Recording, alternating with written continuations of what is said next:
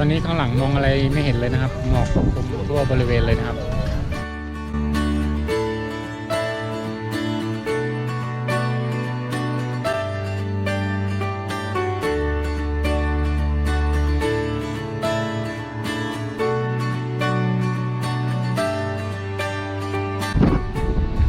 เมื่อวานนี้นะครับ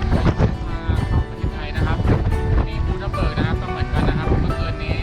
ไฟที่นี่ดับแล้วก็ลมแรงมากนะครับเต็นท์นอนกันไม่ได้เลยนะครับเดี๋ยว